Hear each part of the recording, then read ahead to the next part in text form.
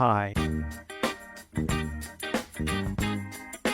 It's been a minute, or maybe more accurately, it's been a year.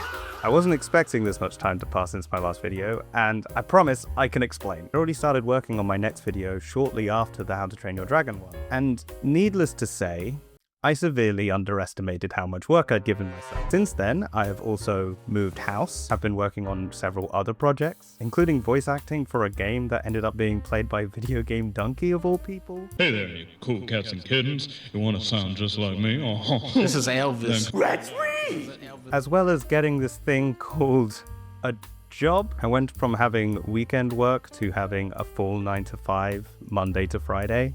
So I can only apologize for the complete radio silence from me. And on top of all of that, when I said I was going to make a video about video games, several really good video games came out this year, such as the new Resident Evil, Slay the Spire 2, and this ridiculously addicting game called Scritchy Scratchy. All of this to say, I've given myself very little time to focus on the next video. But rest assured, I am still planning on releasing it and hoping it is done relatively soon. I really do appreciate the patience of some of you guys that have chosen to stick around. I did notice a comment on one of my last videos from someone saying, take your time. I really don't think this is what they meant. But with all of that out of the way, I thought I'd shoehorn in a review of a movie that I saw recently, which is called Voicemails for Isabelle, a romantic comedy starring Zoe Deutsch and Nick Robinson, which was written and directed by Leah McKendrick and released on Netflix earlier this month. It centers around a young woman who, after losing her sister to cystic fibrosis, starts leaving voicemails on her old phone number, which has since been transferred over to the work phone of this kinda creepy man, who then proceeds to insert himself into her life. Sorry, is this seat taken?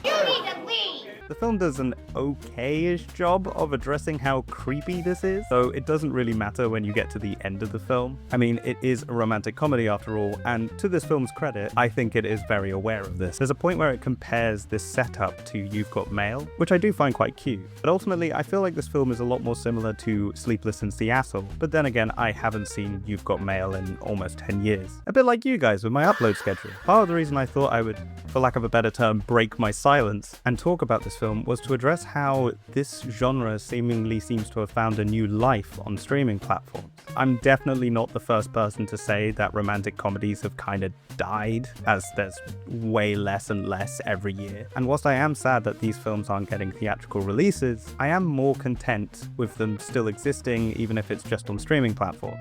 As of this recording, this film is currently sitting at number 2 on the top 10 most watched films on Netflix, which I do feel like is a lot better than if it was released in cinemas. Plus, I feel like the marketing of this film really does it a disservice. Not only does it show the entire plot, but it also kind of messes around with the tone of the film. Like, it seems like it's kind of a lot more romantic than comedy, but if anything, it is comedy over romantic. With this in mind, the film is genuinely pretty funny. Yes, it's also really problematic, and there is this giant elephant in the room that the film does sort of address, but doesn't really do much more than that. I say the writing is pretty good most of the time, and has some really great moments to shine, particularly in the scenes which are just two characters sat down at a table. And I feel like the writing of the liar reveal scene is genuinely pretty well done. There's a couple of moments in this film where I genuinely laughed out loud, including this one scene You shut your whore mouth when you're talking to me. which, given this character and his actions and his overall kind of creepiness, seems a lot worse given all of this context, but trust me, the real context in the scene makes it really funny. There's also another scene where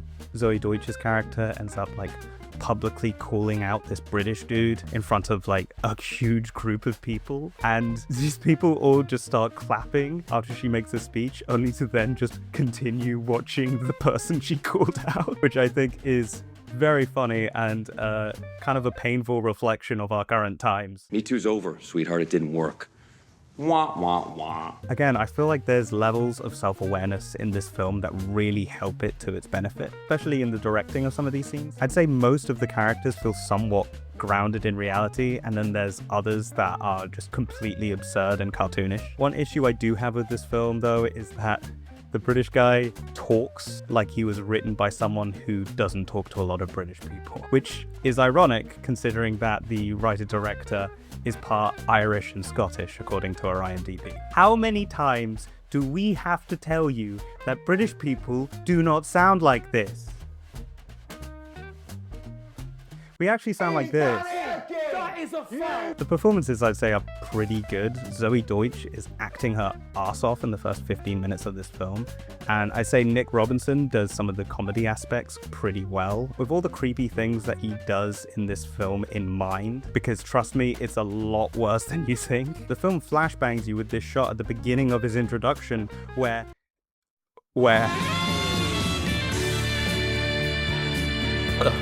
Wow, what was my point? If this character didn't look like this, then I feel like there would be a lot more online discussion surrounding this movie, and also just would be a lot more backlash. But honestly, I haven't felt this much bisexual panic since Challengers, so,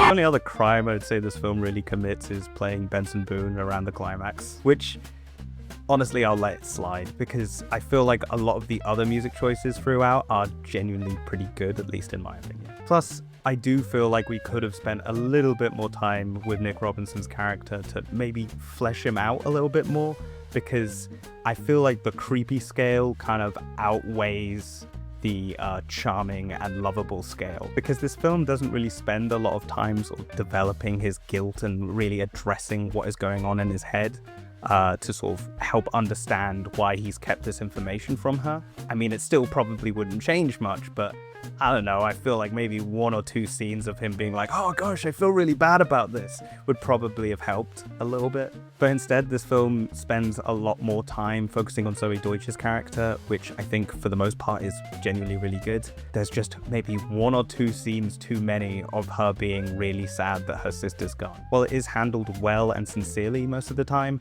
I just feel like 1 or 2 of those scenes could maybe have been taken out to maybe just focus a little bit more on Nick Robinson's character and why we should like him. But then again, it's not like we have a huge issue with 2-dimensional male characters in film at the moment. Overall, I'd give this film a strong 7 out of 10. I highly recommend it to anybody who really likes the romantic comedy genre, as long as you can glaze over the implications of the premise. Now, you've said that word implication a couple of times.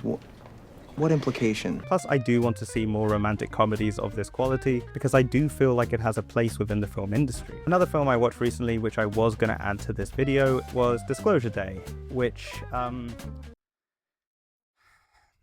I didn't like it. I honestly found it to be so forgettable and felt so little that I can't even be angry about the film. But for those of you who are curious, here's my Letterboxd review over here, and here's my Letterboxd account in case you want to go on there and see what else I've reviewed, or just to tell me I'm wrong about Disclosure Day. And as much as I want to say more about this movie, I honestly just need a project that's not going to take weeks and months and even years to finally finish. Anyway, thanks again for sticking around, and stay tuned for the next video.